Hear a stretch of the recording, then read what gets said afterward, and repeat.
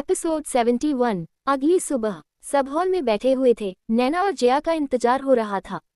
राम सिया को लेकर आता है और उसे आराम से सोफे पर बैठा देता है। प्रेम तुरंत ही सिया के लिए नाश्ता लेकर आता है। सिया नाश्ता कर ही रही थी कि तभी नैना और नैना की माँ आ जाती है। सब उनसे मिलते हैं और उन्हें बैठने के लिए कहते हैं। प्रेम और नैना ने एक दूसरे को देखा तो प्रेम ने उसे सबसे छुपकर फ्लाइंग किस दी, जिससे नैना की नज़रें शर्म से झुक गई। विकास प्रेम के कान में, अबे ऐसी छोछोरी हरकतें न कर, वरना शादी से पहले ही तेरा डिवोर्स हो जाएगा। विकास के इस तरह से कहने पर प्रेम झेप जाता है और इधर उधर देखने लगता है। उसे इस तरह करते हुए देखकर विकास हंसने लगता है। थोड़ी देर बाद विक्रांत अपनी पूरी फैमिली के साथ आता है।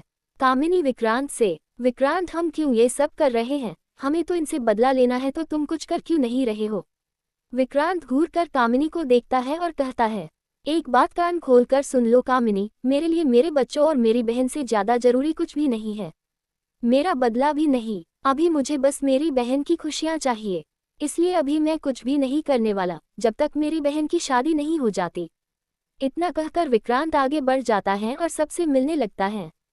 कामिनी विक्रांत की बातें सुनकर गुस्से से लाल हो जाती है और खुद से कहती है, ये तो बहन के प्यार में अंधा हो गया है, लेकिन मैं नहीं। मुझे तो अपना बदला लेना है, और वो भी सूद समेत। तभी कामिनी की नज़र सिया पर पड़ती है, जो इस वक्त बहुत ही ज्यादा खुश थी।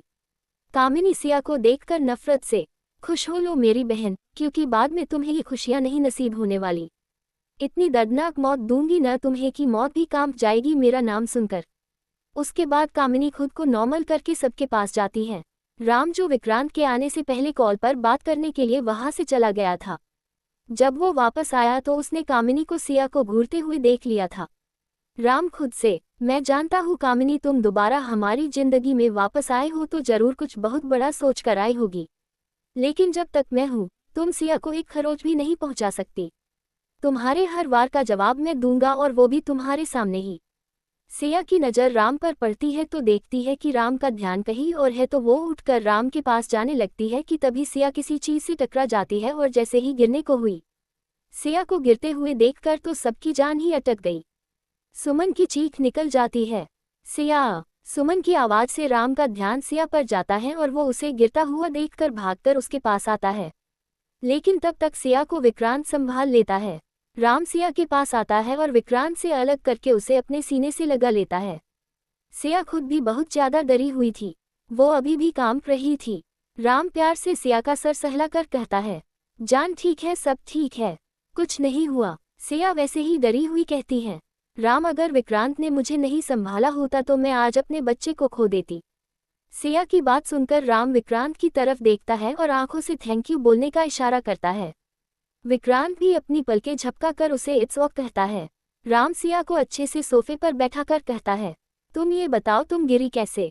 सिया राम से, पता नहीं, मुझे लगा मैं किसी चीज से टकरा गई थी इसलिए मैं गिरी।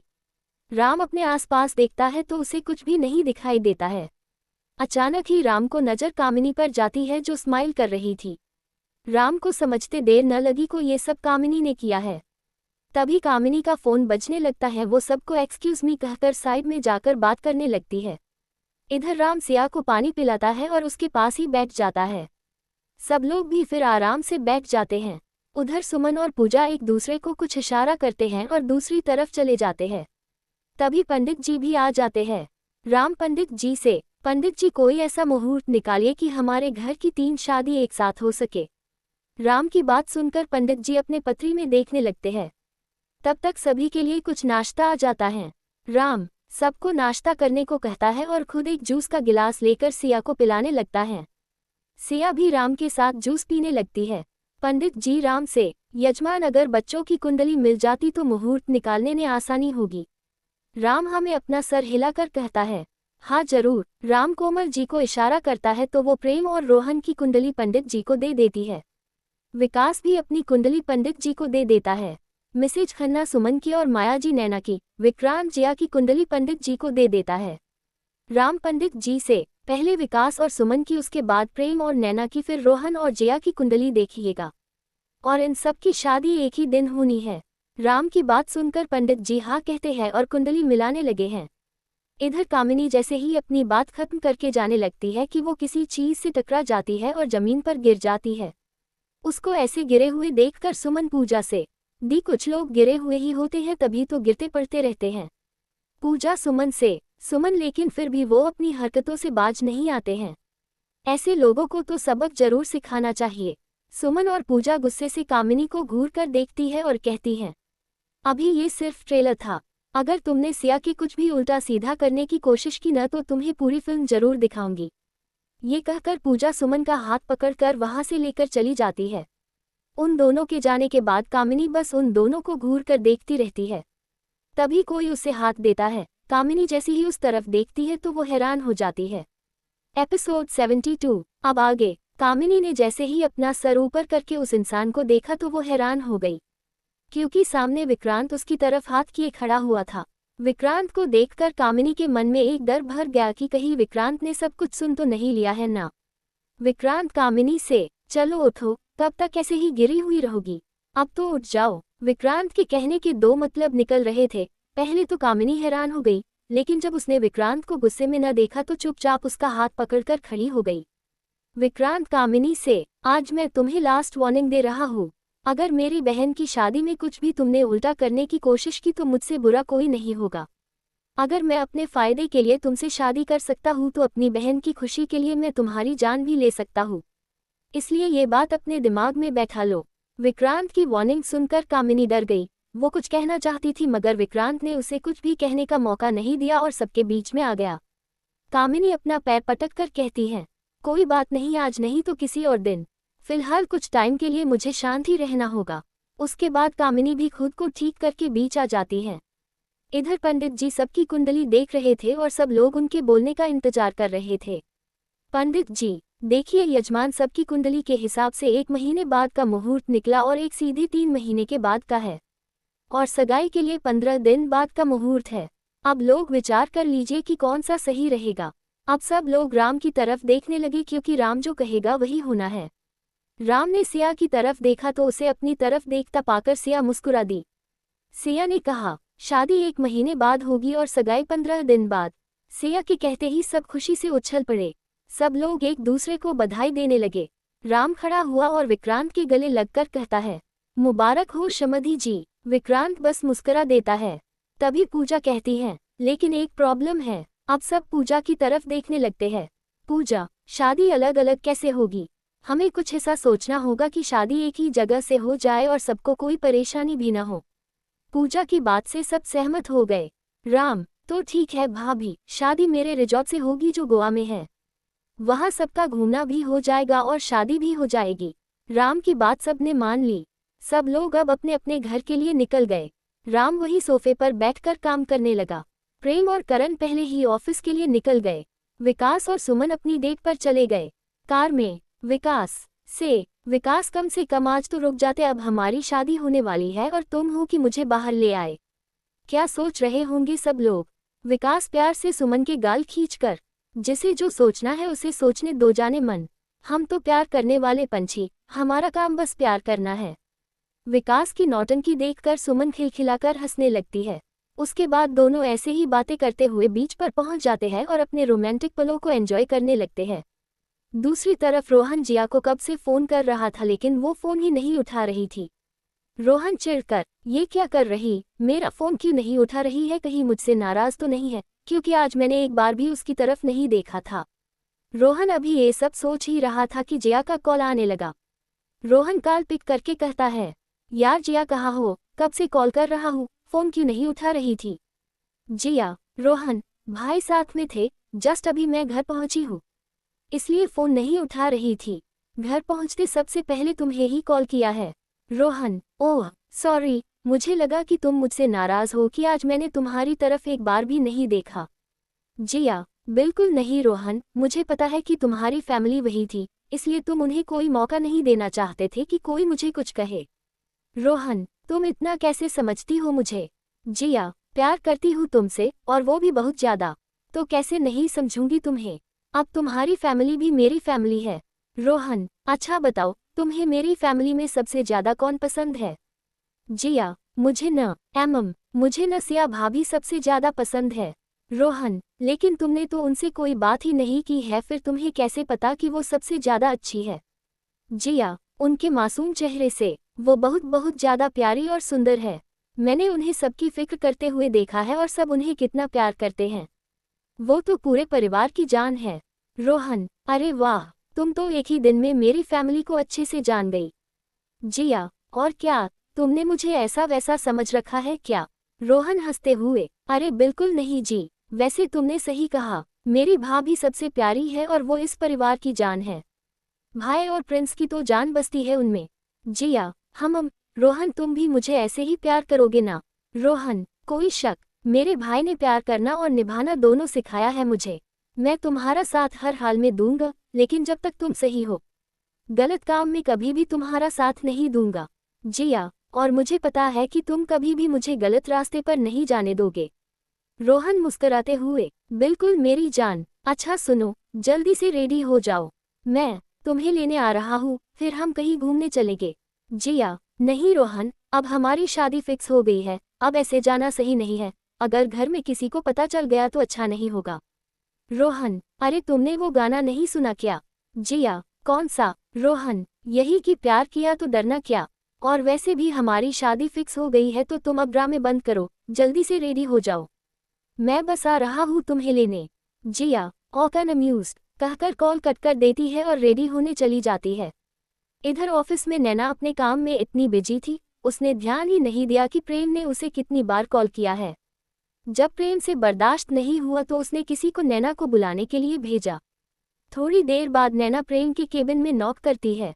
प्रेम अंदर से ही, कम इन। नैना अंदर आकर प्रेम से, जी सर आपने बुलाया। जैसे ही नैना ने सर कहा, प्रेम चिढ़ गया और गुस्से से नैना के पास जाकर उसकी कमर पकड़कर अपनी तरफ खींचता है और तुरंत ही नैना के होठ पर अपने होठ रखकर उसे किस करने लगता है।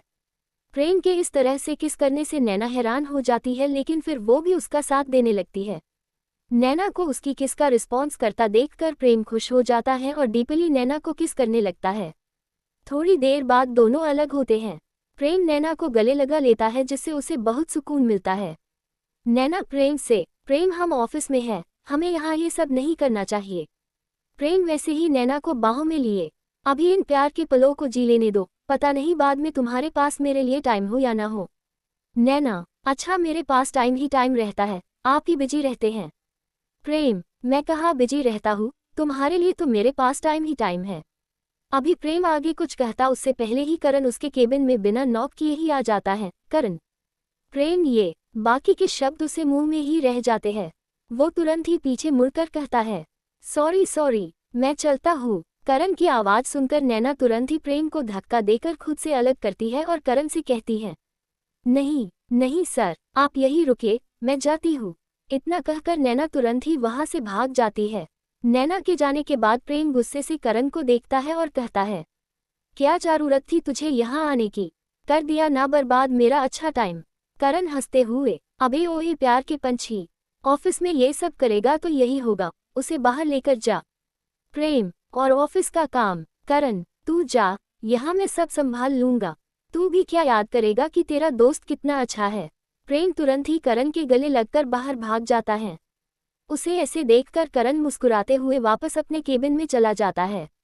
एपिसोड 73, राम का घर। राम के रूम में सिया और रेयांश साथ में लूडो खेल रहे थे और राम वहीं बैठकर अपना ऑफिस का काम कर रहा था। इधर सारे लव बर्ड्स बाहर एक दूसरे के साथ टाइम बिता रहे थे।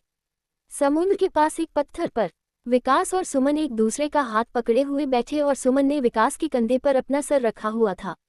विकास सुमन से, सुमन सुमन विकास थैंक यू। सुमन हैरान होकर अपना सर उठाकर विकास को देखने लगती है। विकास आगे कहता है, थैंक यू मुझे समझने के लिए, थैंक यू मेरा साथ देने के लिए, थैंक यू मुझे अपनाने के लिए और थैंक यू मुझसे इतना प्यार करने के लिए। विकास की बातें सुनकर सुमन कहती हैं, फिर तो मुझे भी आपको थैंक यू बोलना चाहिए क्योंकि आप तो मुझसे भी ज़्यादा प्यार करते हैं। सुमन की बात सुनकर विकास सुमन के माथे पर किस करके कहता है, सॉरी। सुमन थोड़ा गुस्से से, क्या हुआ है आपको जो थैंक यू और सॉरी बोल रहे हो। विकास सुमन को अपने सीने से लगा लेता है और कहता है, सुमन मैं सच में तुम्हें थैंक यू बोलना चाहता हूँ, प्लीज़ मुझे आज कह लेने दो। सुमन कुछ भी नहीं कहती है और चुपचाप विकास के सीने से लगी रहती है। विकास आगे कहता है, सुमन मुझे सच में नहीं लगा था कि मैं कभी सिया के अलावा किसी से प्यार कर पाऊंगा। सिया के मना करने के बाद मुझे बहुत बुरा लगा, लेकिन जब मैं तुमसे मिला तो ऐसा लगा कि मैंने कभी सिया से प्यार किया ही नहीं था। वो तो बस अट्रैक्शन था। प्यार तो मुझे तुमसे हुआ। तुम्हारी हर तकलीफ मुझे अपनी लगने लगी और जब तुम खुश होती तो मुझे भी बहुत खुशी होती। जब मुझे एहसास हो गया कि मैं तुमसे सच में प्यार करने लगा हूँ तो मैंने सोच लिया था कि अगर तुमने मुझे मना किया तो मैं कभी भी तुम्हारे सामने नहीं आऊँगा और तुमसे बहुत दूर चला जाऊँगा। लेकिन शायद मैं बहुत ज़्यादा ही लकी था कि तुमने मुझे अपना लिया। तुम्हारा प्यार ही मेरे लिए सब कुछ है। अगर तुम नहीं तो मैं भी नहीं। आज मैं सिया को थैंक यू बोलना चाहता हूँ कि उसकी वजह से आज तुम मेरे साथ हो। मुझे मेरी जिंदगी मिली, मेरे जीने की वजह। विकास की बातें सुन सुमन की आंखों में आंसू आ जाते हैं। वो विकास को और कसकर पकड़ लेती है। सुमन विकास से, विकास हम सिया और राम को कभी अलग नहीं होने देंगे। जैसे उन दोनों की वजह से आज हम साथ हैं, वैसे हम दोनों उन दोनों को हमेशा साथ में रखेंगे। विकास, हाँ बिल्कुल, वैसे ही मेरा दोस्त सिया के बिना एक मिनट भी नहीं रह सकता है। तुमने देखा नहीं था कि कैसे तुम्हारे घर रुकने तक को तैयार हो गया था। सुमन हंसते हुए, हाँ ये तो है। जीजू बहुत प्यार करते हैं सिया से। सिया में उनकी जान बसती है। अगर सिया को कुछ हुआ तो जीजू जी नहीं पाएंगे। इसलिए आज हम दोनों एक दूसरे से प्रॉमिस करते हैं कि चाहे कुछ भी हो जाए हम उन दोनों को अलग नहीं होने देंगे। विकास भी सुमन के हाथ पर अपना हाथ रखकर प्रॉमिस करता है। उसके बाद दोनों कुछ देर वहीं बैठे रहते हैं और फिर घर के लिए निकल जाते हैं। इधर प्रेम और नैना एक गार्डन में बेंच पर बैठे हुए थे। उनके आसपास कोई भी नहीं था, क्योंकि प्रेम ने पहले ही वो गार्डन खाली करवा लिया था। प्रेम नैना से, नैना तुम खुश तो हो ना इस शादी से? नैना प्रेम को हैरानी से देख रही थी। नैना ने प्रेम का हाथ पकड़कर कहा, प्रेम आप ऐसा क्यों पूछ रहे हैं कि मैं इस शादी से खुश हूँ कि नहीं? नैना प्रेम के सीने से लगकर, प्रेम मैं बहुत खुश हूँ। अगर आप ये सोच रहे हैं कि मैं आपको आपकी मॉम की वजह से जज करूंगी तो आप गलत सोच रहे हैं। मैंने सिर्फ और सिर्फ आपसे प्यार किया है। आप मुझे चाहे जहाँ भी रखे, जैसे भी रखे, मैं आपके साथ रहने के लिए तैयार हूँ, क्योंकि मुझे सिर्फ आप चाहिए। प्रेम नैना की बातों से सेटिस्फाई था। उसने कहा, नैना आज हम दोनों सिर्फ और सिर्फ भाभी माँ और राम की वजह से ही साथ हैं। जैसे मैं उन दोनों को मानता हूँ, मैं चाहता हूँ कि तुम भी उन दोनों को वैसे ही सम्मान दो। नैना, हाँ प्रेम मैं भी सिया भाभी और सर को बहुत मानती हूँ। मैं चाहती हूँ कि उनका प्यार ऐसे ही बना रहे, किसी की नज़र न लगे उन्हें। वो दोनों हमेशा साथ रहे, कभी भी कोई उन दोनों को अलग न कर सके। प्रेम नैना के माथे पर किस करके, अरे वाह तुम तो बहुत समझदार हो गई हो। मुझे नहीं पता था कि मेरी होने वाली बीवी इतनी इंटेलिजेंट है। नैना एटीट्यूड से, हो तुमने कभी मुझे अच्छे से देखा भी है? बस साइड से निकल जाते थे।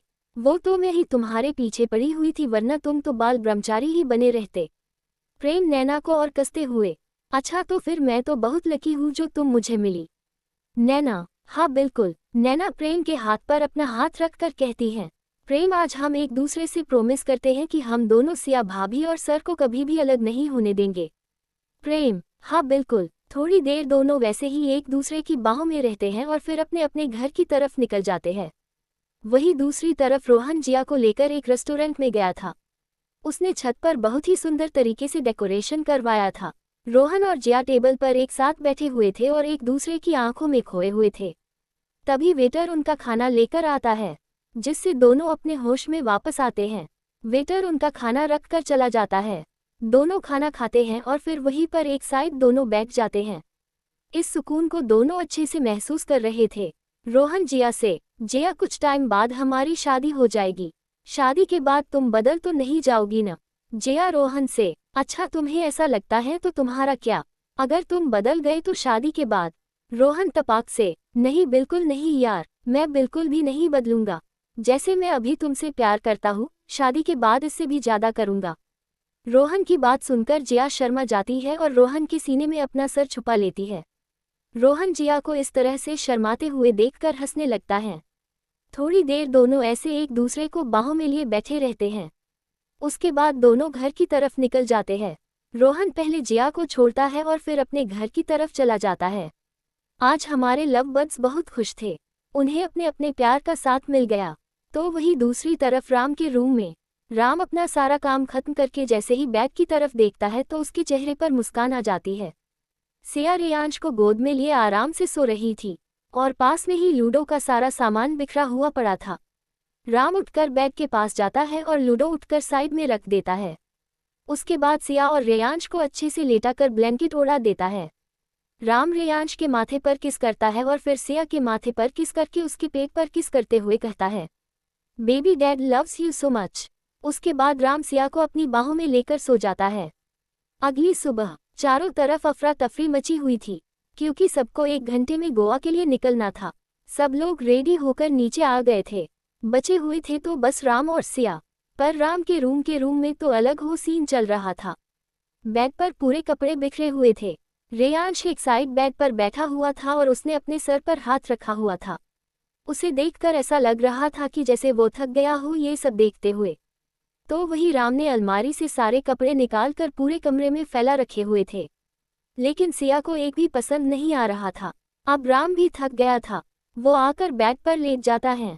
तभी उसका फोन बजा। राम कॉल पिक करके, हेलो करण, ये हाय हेलो बाद में कर और जल्दी नीचे आ, वरना तेरी वजह से हम सब लेट हो जाएंगे और हमारी फ्लाइट भी छूट जाएगी।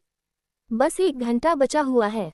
राम जल्दी से उठकर सिया से, जान सुनो ना, देखो टाइम हो गया है। मैं तुम्हें गोवा पहुंचते ही बहुत सारे कपड़े दिला दूंगा, पर प्लीज अभी चलो। सिया न में अपना सर हिला देती है। सिया को न कहते हुए देखकर राम अपना हाथ सर पर फेरने लगता है कि तभी उसे एक आइडिया आता है।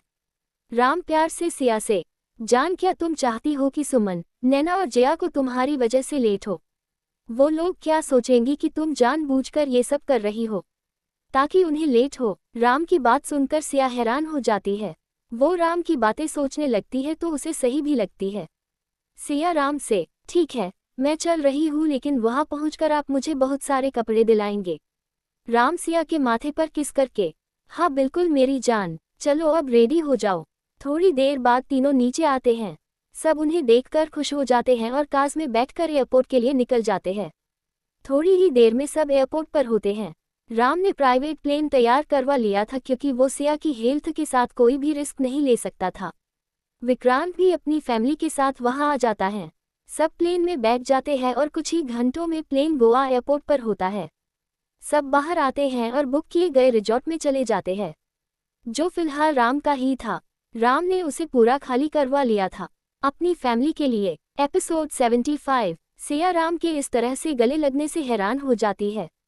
सिया राम से अलग होकर, मैं ठीक हूँ राम। राम सिया के आसपास कांच पड़ा हुआ देखकर कहता है, ये यहाँ कांच कैसे आया?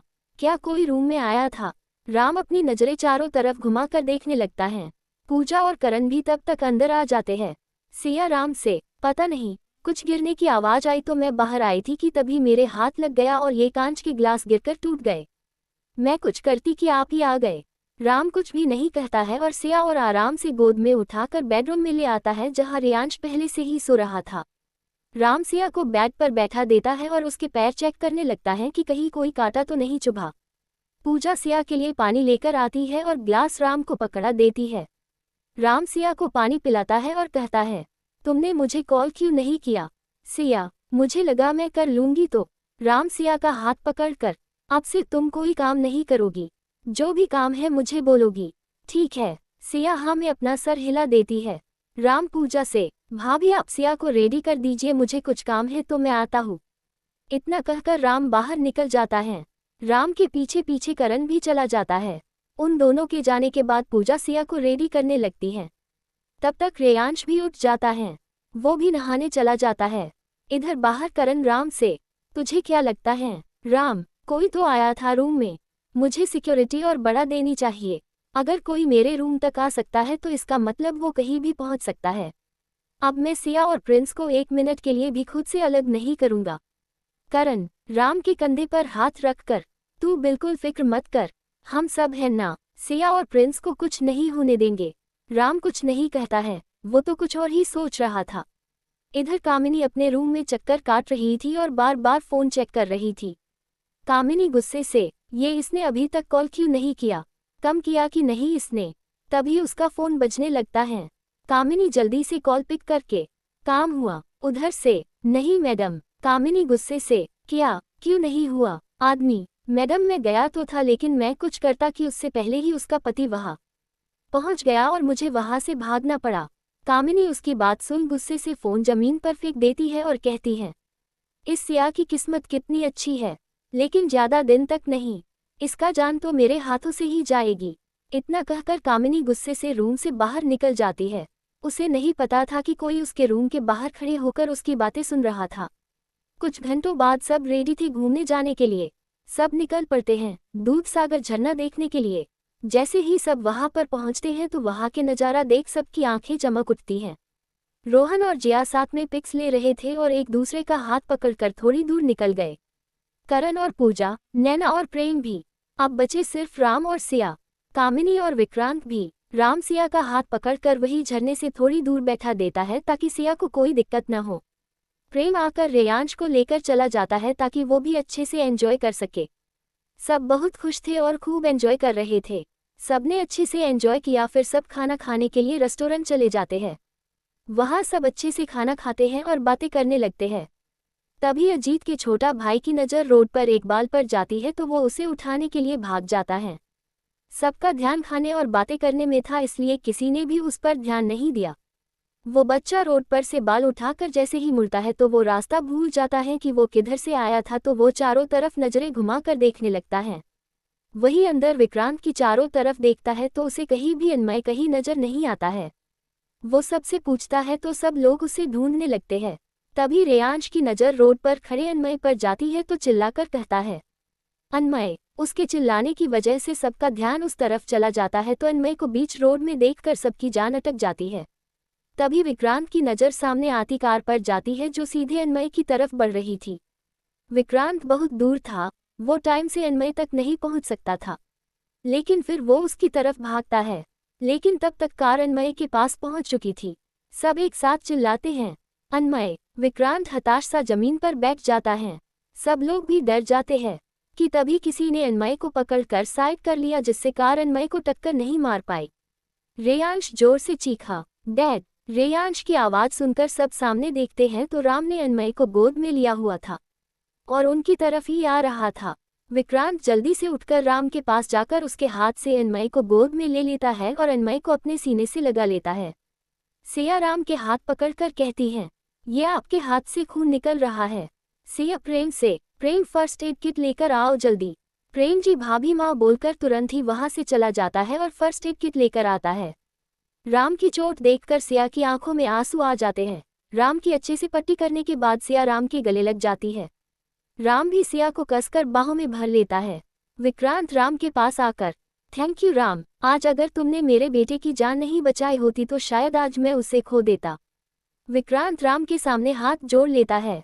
राम तुरंत ही सिया से अलग होकर खड़े होकर विक्रांत के हाथ पकड़कर कहता है, अरे ये तो मेरा फर्ज था, तुम प्लीज हाथ मत जोड़ो। विक्रांत अपना सर झुकाकर, आज मैं तुमसे माफी मांगता हूँ अपनी की हुई हर गलत हरकत के लिए, और तुमसे प्रॉमिस करता हूँ कि अब कोई भी गलत काम नहीं करूँगा, हमेशा सच का साथ दूंगा। विक्रांत की बात सुनकर सब खुश हो जाते हैं। आज जिया को अपने भाई पर गर्व महसूस हो रहा था। राम विक्रांत को गले लगाकर कहता है, तो फिर दोस्त हुए? विक्रांत, हाँ बिल्कुल। दोनों फिर एक साथ हंसने लगते हैं। सबको हंसते हुए देखकर कामिनी को बहुत गुस्सा आ रहा था कि उसके एक प्लान और फेल हो गया। उसने ये सारा जाल प्रिंस के लिए बिछाया था लेकिन फंस उसमें अन्मय गया था। कामिनी गुस्से से रिजॉर्ट चली जाती है। थोड़ी देर मस्ती करने के बाद सब रिजॉर्ट के लिए निकल जाते हैं। क्योंकि अब शाम हो गई थी, सब बहुत थक गए थे। रिजॉर्ट पहुंचते ही सब अपने अपने रूम में जाते ही सो जाते हैं।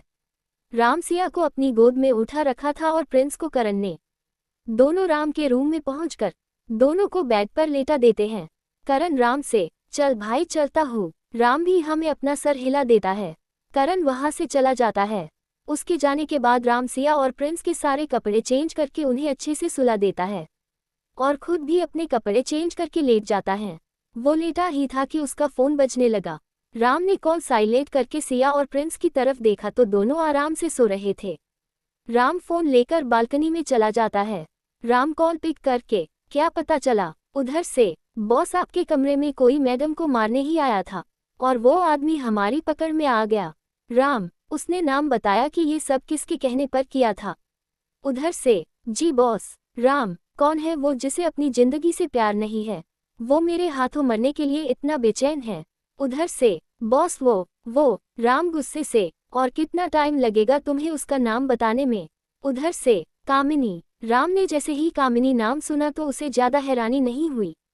उसे तो पहले से ही शक था कि ये सब कामिनी ही कर सकती है। उधर से राम की चुप्पी देखकर वो आदमी फिर बोला, बॉस आज का एक्सीडेंट का प्लान प्रिंस के लिए बनाया गया था, लेकिन उसमें कोई और फंस गया, और ये सब भी कामिनी ने ही किया। उस आदमी की सारी बात सुनकर राम को बहुत ही ज्यादा गुस्सा आता है और वो कहता है, उस आदमी को मार दो, वो अब मेरे किसी काम का नहीं है। उसके बाद राम कॉल कट कर देता है। वो गुस्से से रेलिंग पर हाथ मार कर कहता है, कामिनी बहुत खेल लिया तुमने, अब एक खेल मैं खेलूंगा, और ऐसा खेलूंगा कि तुम मौत की भीख मांगोगी लेकिन तुम्हें मौत नसीब नहीं होगी। बहुत शौक है ना दूसरों की जान से खेलने का, अब एक खेल तुम्हारे साथ हो जाए। इतना कहकर राम किसी को कॉल करके कहता है, मुझे तुमसे अभी मिलना है। उधर से कुछ कहा गया तो राम, ठीक है मैं तुम्हें नीचे मिलता हूँ कुछ देर में, लेकिन किसी को पता नहीं चलना चाहिए कि तुम मुझसे मिलने आ रहे हो। इतना कहकर राम कॉल कट कर देता है और रूम में आ जाता है।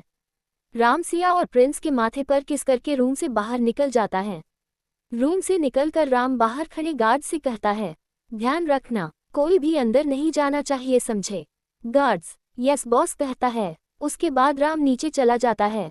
राम के जाने के बाद एक परछाई कोने से बाहर निकल कर आती है और सिया के कमरे की तरफ देखने लगती है।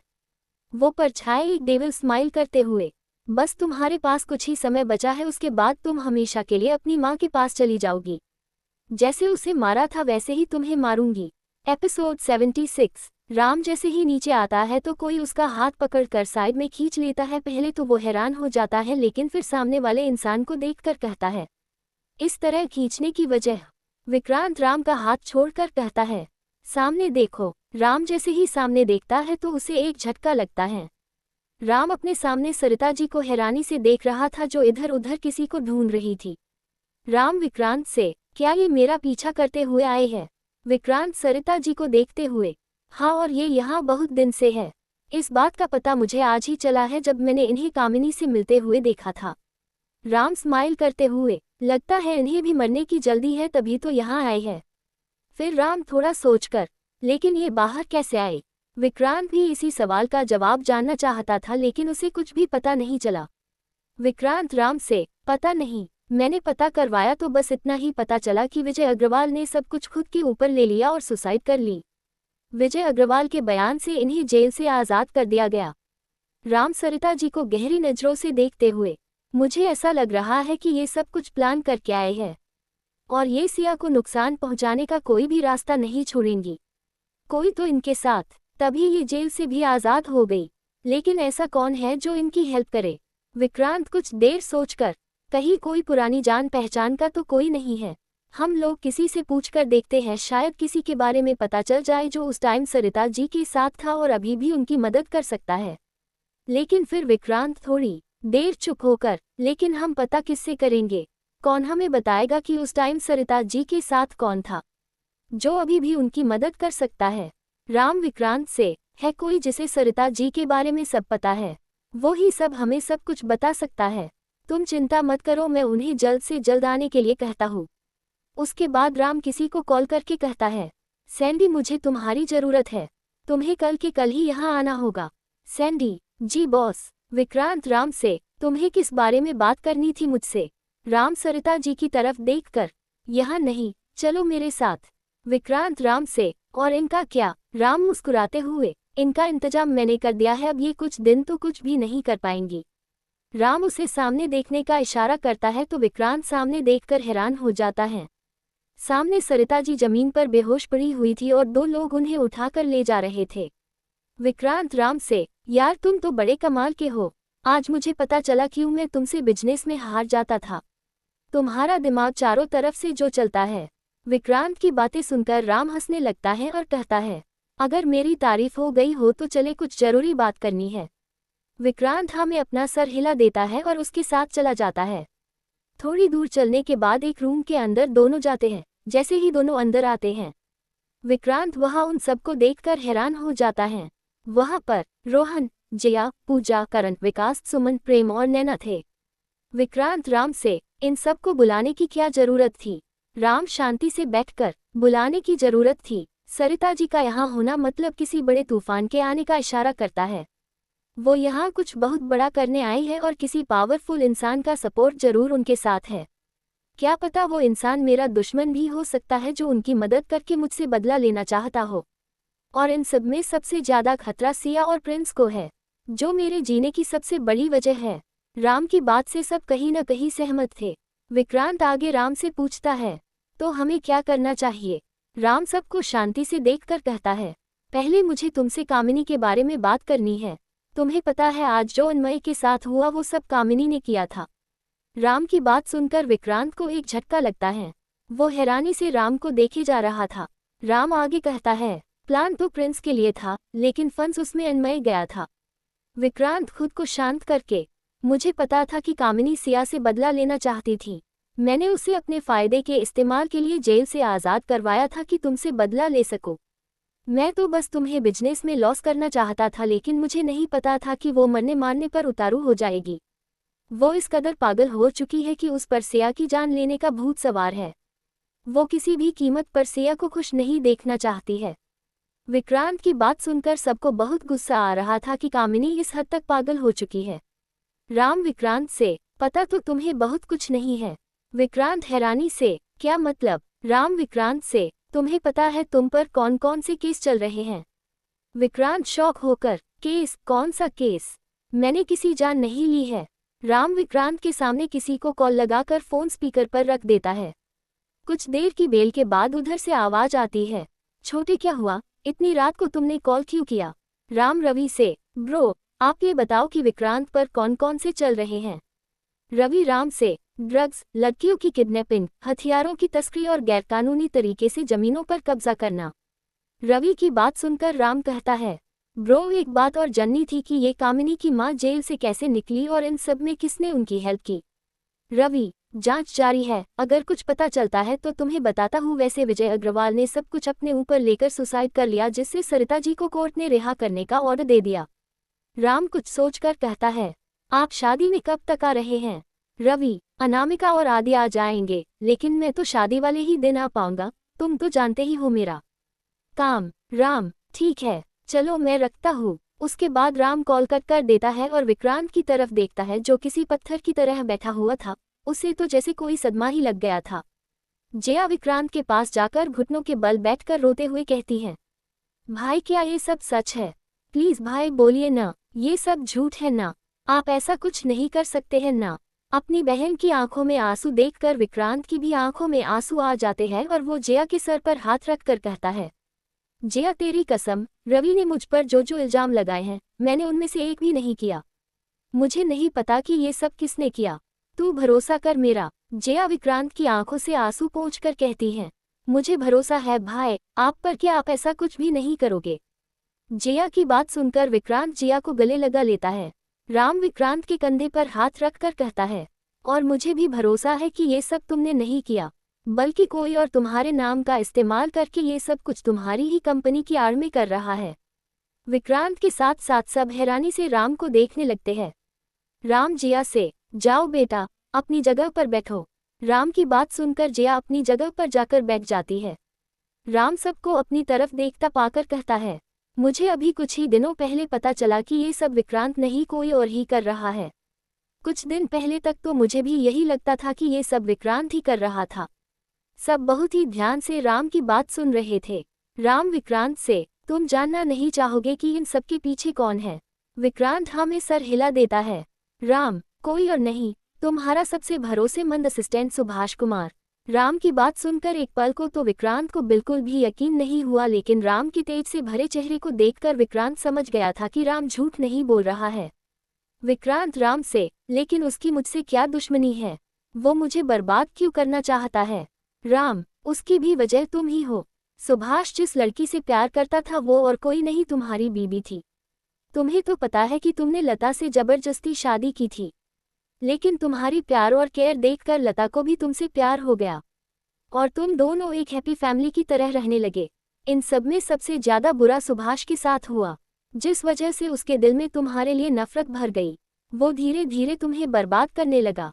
फिर तुम्हारा ही असिस्टेंट बनकर तुम्हारे साथ काम करके सब कुछ अपने कंट्रोल में कर लिया, और जब भी तुम्हारा कोई नुकसान होता करता वो और नाम मेरा होता, जिस वजह से हम दोनों एक दूसरे के दुश्मन बन गए।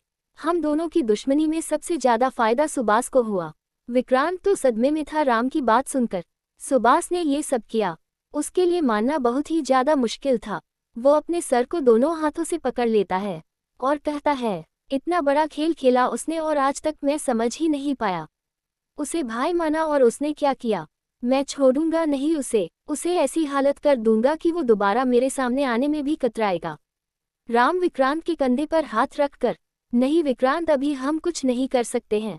हमें बहुत सोच समझ कर कदम रखना होगा। इस समय हम लोग दुश्मनों से घिरे हुए हैं। हमारा एक कदम और सब कुछ हमारे ही खिलाफ हो जाएगा। सुभाष, कामिनी, सरिता और वो चौथा इंसान जो भी हो, इन चारों को हमें सामने लाना होगा। कुछ ऐसा करना होगा कि ये लोग खुद ही हमारे सामने आए। करण राम से, लेकिन राम ये सब कैसे होगा? 2 दिन बाद इन सब की सगाई और फिर उसके 1 हफ्ते बाद शादी।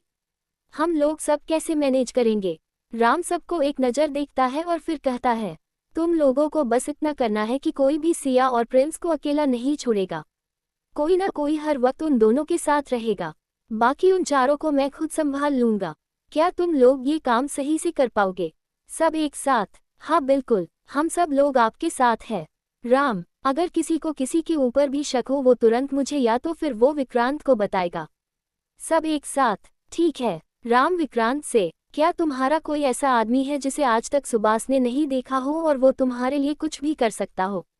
विक्रांत जल्दी से, हाँ है एक ऐसा आदमी, लेकिन वो जेल में है। सुभाष के आने से पहले वो भी मेरा सेक्रेटरी था। वो मेरे लिए कुछ भी कर सकता है। वो मेरे लिए ही जेल में है। राम, ठीक है, मैं उसे आज ही जेल से बाहर निकलवाता हूँ। अब तुम लोग जैसे आए हो वैसे ही चुपचाप अपने अपने रूम में चले जाओ। किसी को भी कानो कान खबर नहीं होनी चाहिए। कल हम सब लोग बस सगाई और शादी के फंक्शन ही एंजॉय करेंगे और बाकी मैं सब देख लूंगा। किसी को कोई परेशानी नहीं होगी। मेरी वजह से तुम लोगों की शादी में कोई दिक्कत नहीं आएगी। रोहन और प्रेम राम के पास आकर उसके गले लग जाते हैं और कहते हैं, आपने ऐसा सोच भी कैसे लिया कि आपकी वजह से हमें कोई परेशानी होगी? आप जैसा चाहो वैसा करो, हमें कोई प्रॉब्लम नहीं है। नैना और जिया भी राम के पास आकर कहती हैं, और हमें भी कोई प्रॉब्लम नहीं है भैया। उन चारों की बात सुनकर सबके चेहरे पर मुस्कान आ जाती है। राम अपना हाथ आगे करके कहता है, तो फिर मिशन शुरू। सब उसके हाथ पर अपना हाथ रखकर कहते हैं, हाँ बिल्कुल। उसके बाद सब एक एक करके चुपचाप अपने रूम में चले जाते हैं। वहां पर बस विकास और सुमन और विक्रांत राम रह जाते हैं। सुमन राम के पास आकर, राम, मेरी सिया को कुछ नहीं होगा, वो ठीक रहेगी न? राम सुमन के सर पर हाथ रखकर कहता है, जो जान है मेरी उसे भला मैं कैसे कुछ होने दे सकता हूँ? राम की बात सुनकर विकास और सुमन के चेहरे पर मुस्कान आ जाती है और वो लोग भी चले जाते हैं। अब बस विक्रांत और राम ही रह गए थे। राम विक्रांत से, विक्रांत, मैं कामिनी को इस बार नहीं छोड़ सकता हूँ, उसे सजा मिलकर ही रहेगी, इसलिए मैं तुम्हें अभी से बता रहा हूँ।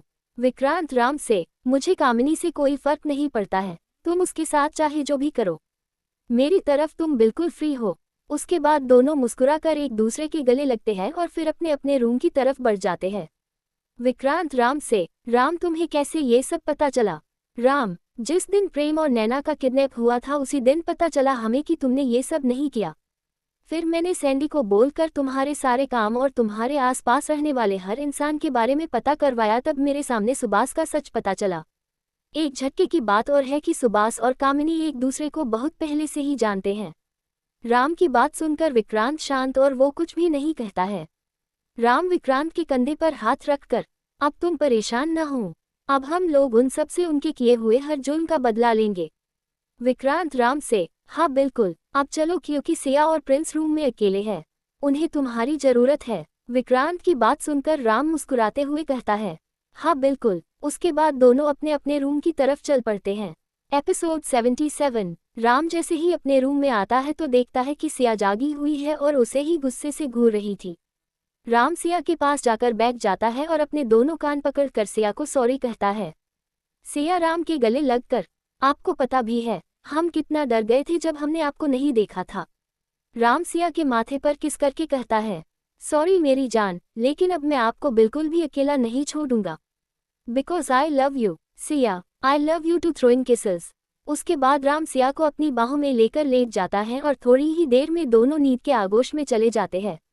विक्रांत का रूम। विक्रांत जैसे ही रूम में आता है तो उसे कामिनी इधर उधर चक्कर लगाते हुए दिखाई देती है।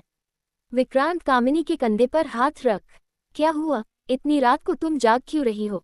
विक्रांत के पूछने से कामिनी हड़बड़ा जाती है और इधर उधर देखते हुए कहती है, मैं, हाँ मुझे नींद नहीं आ रही थी तो बाहर आ गई। कामिनी की बात सुनकर विक्रांत एक गहरी नज़र से उसे देखता है और फिर अपने अपने बच्चों के रूम की तरफ बढ़ जाता है क्योंकि वो कामिनी के साथ एक रूम में बिल्कुल भी नहीं रुकना चाहता था। विक्रांत को दूसरे रूम में जाता देखकर कामिनी अपने रूम में चली जाती है। उसे विक्रांत से कोई लेना देना नहीं था, वो क्या करता है कहा जाता है उसे इस बात से कोई फर्क नहीं पड़ता था। कामिनी अपने रूम में आकर बार बार किसी को कॉल कर रही थी लेकिन उधर से कोई कॉल उठा नहीं रहा था। कामिनी गुस्से से फ़ोन बेड पर फेंक कर बेड पर बैठ जाती है और कहती है, ये मॉम कहाँ चली गई? बोल रही थी थोड़ी देर में कॉल करती हूँ, तो अब मेरा कॉल क्यों नहीं उठा रही है? क्या मैं उन्हें बता दूँ कि मॉम कॉल नहीं उठा रही है? लेकिन फिर कुछ सोचकर कहती है, नहीं मैं क्यों बताऊँ, वो आदमी इतना भयानक है कि मुझे तो उसके नाम से ही डर लगता है। वो खुद ही पता कर लेगा कि मॉम कहाँ है, मुझे क्या। उसके बाद कामिनी भी बेड पर लेटकर सो जाती है। अगली सुबह, एक खूबसूरत सी सुबह, सिया की जैसे ही आंख खुली तो अपने सामने राम को देखकर उसके होठों पर मुस्कान आ गई। उसने राम को और कसकर गले लगा लिया। राम सिया के माथे को चूमकर, गुड मॉर्निंग जान। सिया भी वैसे ही गले लगे हुए, गुड मॉर्निंग। राम सिया से, इतना फीका गुड मॉर्निंग कौन बोलता है यार? सिया हैरानी से, अच्छा ये आपको फीका लग रहा है तो बताइए कि आपको किस तरह से गुड मॉर्निंग बोलूं? राम सिया के होठों की तरफ झुककर, अभी बताता हूँ। इतना कहकर राम सिया के होठों को चूमने लगता है। कुछ देर की किस के बाद राम सिया से अलग होता है। राम सिया से, अब समझ आया कैसे गुड मॉर्निंग बोला जाता है। सिया शर्मा कर राम के सीने में अपना चेहरा छुपा लेती है।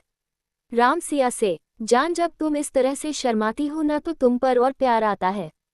सिया, अच्छा राम, हम जान। थोड़ी देर बाद राम सिया से, जान अब उठ भी जाए, सब हमारा नीचे वेट कर रहे हैं, घूमने नहीं जाना क्या आपको? राम की बात सुनकर सिया जल्दी से उठकर बैठ जाती है तो राम सिया से, जान आराम से, आपको ध्यान रखना चाहिए, अभी लग जाती तो। सिया मुस्कुराते हुए, जब तक आप मेरे साथ हैं तब तक हमें कुछ भी नहीं हो सकता है। सिया धीरे से बेड पर से उठती है और नहाने चली जाती है। थोड़ी देर बाद वो रेडी होकर बाहर आती है तो राम उसे अपने साथ लेकर नीचे जाने लगता है। सिया राम से, राम मेरा बच्चा कहाँ है? राम शरारत से, हमारा बच्चा बहुत अच्छा है तो तुम्हारी तरह आलसी नहीं है जो देर तक सोता रहे। सिया झूठा गुस्सा दिखाते हुए, हाँ मैं आपको आलसी लगती हूँ?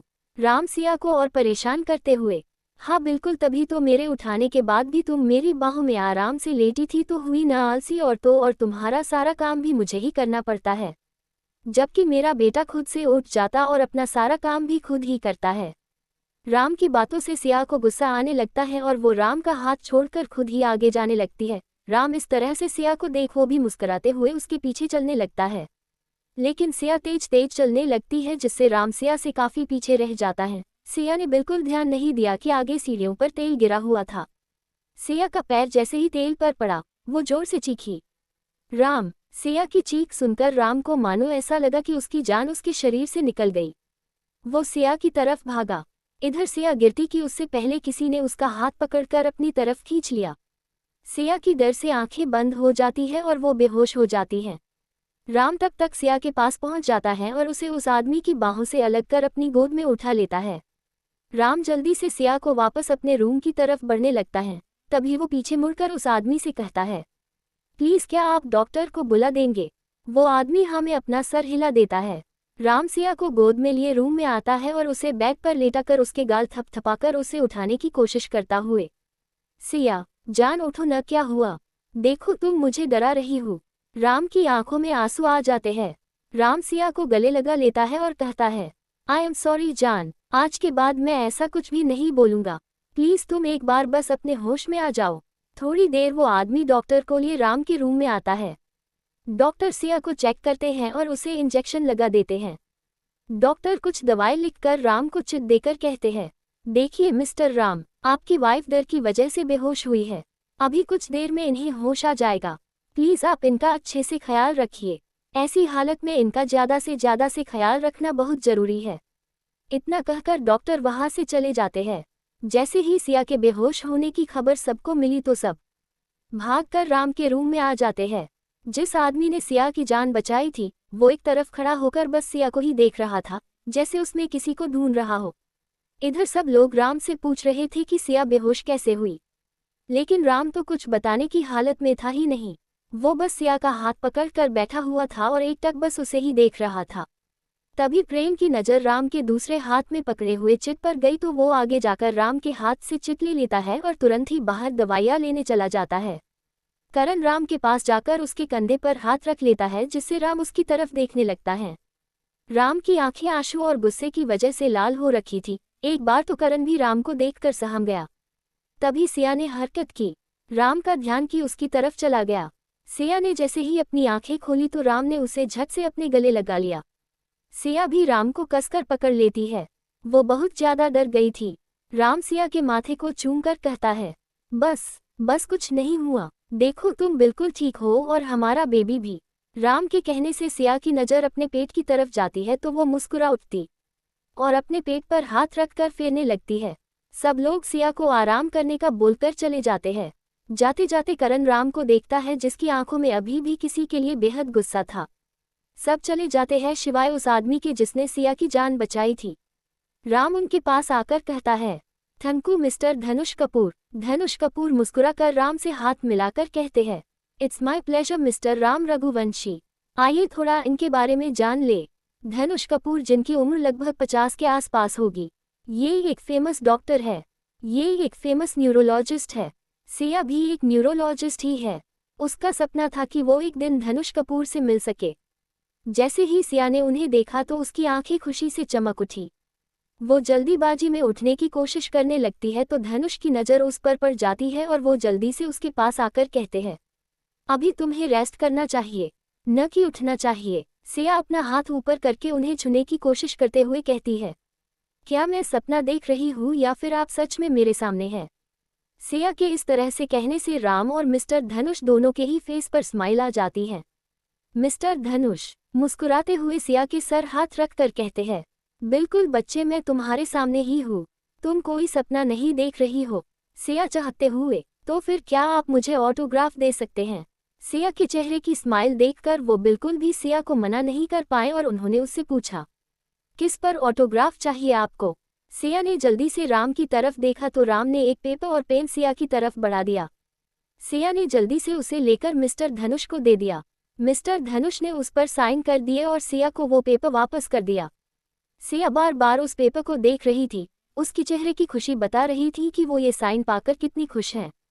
राम मिस्टर धनुष से, मिस्टर कपूर, क्या हम ज्वाइन करेंगे? 2 दिन बाद मेरे भाइयों की सगाई और 1 हफ्ते बाद शादी।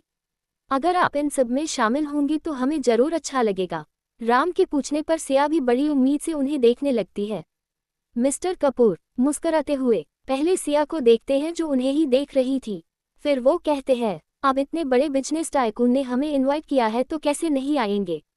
हम जरूर आएंगे। वैसे मैं यहाँ एक ऑपरेशन के लिए आया था, लेकिन अब कुछ दिन रुक कर ही जाऊंगा। उनकी बात सुनकर सिया और राम खुश हो जाते हैं। उसके बाद मिस्टर कपूर वहाँ से चले जाते हैं। उनके जाने के बाद राम सिया के पास आकर कहता है, अब तो आप खुश हैं ना? सिया मुस्कुराते हुए राम के गले लग जाती है और कहती है, राम, आज हमारा सपना पूरा हो गया, आज मैं बहुत खुश हूँ। तभी प्रेम और रेयांश लड़ते हुए अंदर आते हैं। दोनों एक दूसरे को गुस्से से घूर रहे थे। दोनों को देखकर राम और सिया अलग हो जाते हैं और समझने की कोशिश करते हैं कि आखिर क्यों दोनों लड़ रहे हैं। प्रिंस जल्दी से बैग पर चढ़कर सिया को गले लगाकर बैठ जाता है। उसे ऐसे देखकर प्रेम और चिढ़ जाता है। राम कुछ हद तक समझ गया था कि बात क्या है, लेकिन वो चुप ही रहा। प्रेम ने सारा नाश्ता और दवाई टेबल पर रख कर दिया और सिया के पास जाकर कहता है, भाभी माँ, आज मैं आपको अपने हाथ से खिलाऊंगा।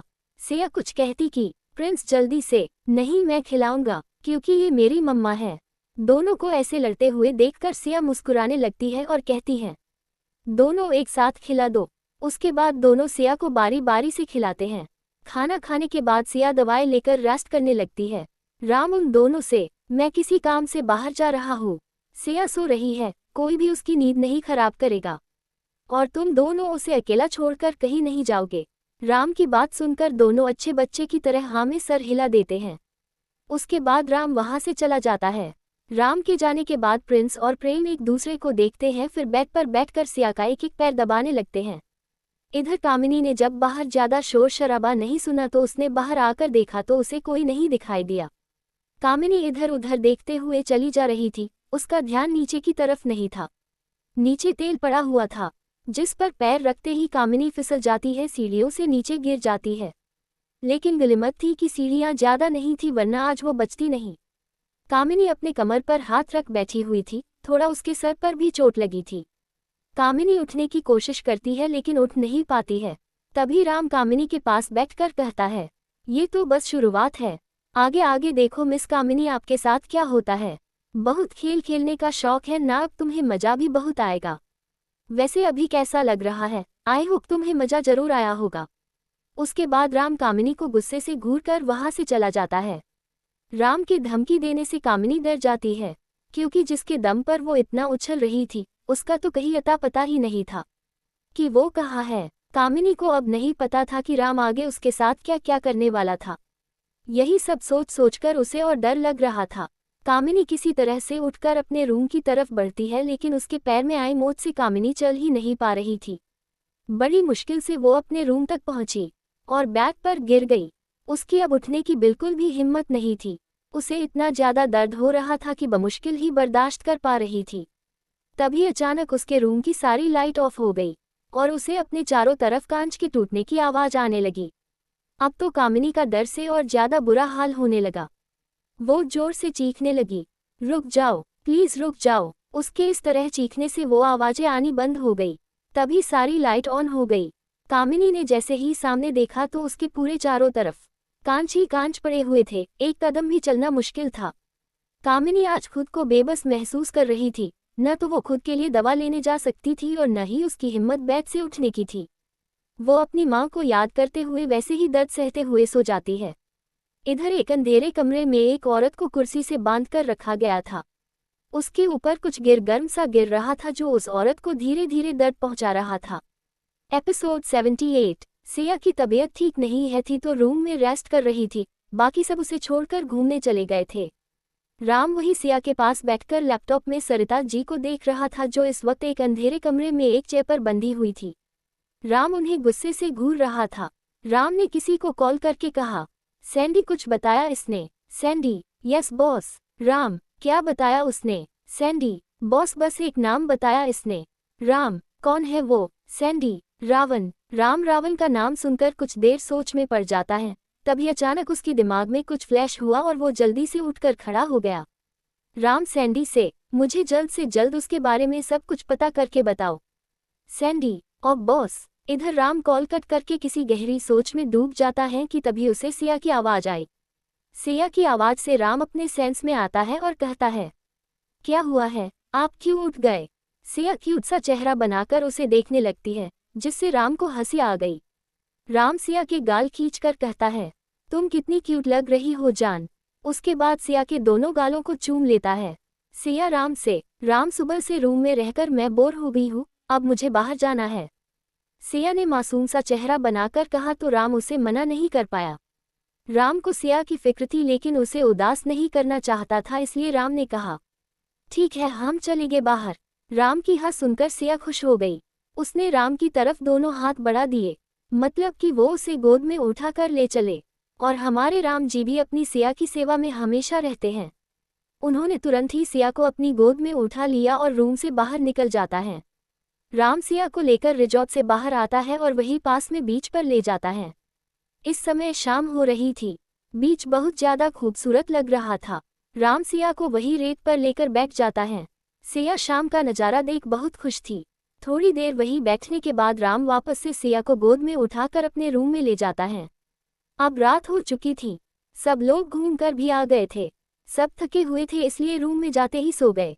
प्रेम सोते हुए प्रिंस को लेकर राम के रूम में जाता है और बेड पर लेटा कर वो वहां से चला जाता है। दूसरे बेडरूम में राम सिया को अपने हाथ से खिला रहा था और सिया राम को। दोनों एक दूसरे के साथ हर मोमेंट अच्छे से एंजॉय कर रहे थे। उसके बाद राम ने सिया को उसकी दवाई खिलाई और उसे अपनी बाहों में लेकर लेट गया। थोड़ी ही देर में सिया सो गई। इधर दूसरी तरफ विक्रांत के रूम में, विक्रांत दूसरे रूम में अपने बच्चों को सुला रहा था। वो कल से उस रूम में नहीं गया था। उसे नहीं पता था कि इस समय कामिनी की क्या हालत है। इधर कामिनी वैसे ही बेड पर लेटी हुई थी। अब उसका जख्म नासूर बन गया था। सुबह से शाम हो गई थी लेकिन कोई उसकी मदद के लिए नहीं आया। रूम साउंड प्रूफ होने की वजह से कोई उसकी आवाज भी नहीं सुन सकता था। न तो वो बेड से उठ सकती थी और न ही रूम से बाहर जा सकती थी। पूरे रूम चारों तरफ बस कांच ही कांच फैला हुआ था। इधर राम अपने रूम में बैठा अपने फोन में कामिनी को देख रहा था। राम ने वहां कैमरे लगवा रखे थे। राम कामिनी को देखते हुए, अभी तो मैंने कुछ किया ही नहीं और तुम्हारी ये हालत हो गई। मुझे पता चल गया है किसके दम पर तुम दोनों माँ बेटी उछल रही हो। उसे भी मैंने खून के आंसू न रुलाए तो मेरा नाम राम रघुवंशी नहीं। जनता हूँ उसे मात देना आसान नहीं है लेकिन नामुमकिन भी नहीं है। उसके बाद राम अपना फोन बंद करके सिया को अच्छे से अपनी बाहों में लेकर लेट जाता है और थोड़ी ही देर में वो भी नींद के आगोश में चला जाता है। इसी तरह से एक और दिन बीत जाता है।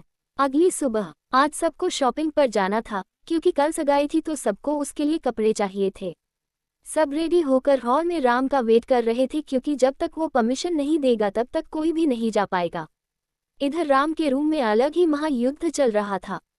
सिया राम के ऊपर कोई न कोई सामान फेंक रही थी। राम सामान को कैच करते हुए, जान समझा करो ना, तुम्हारा अभी जाना सेफ नहीं है।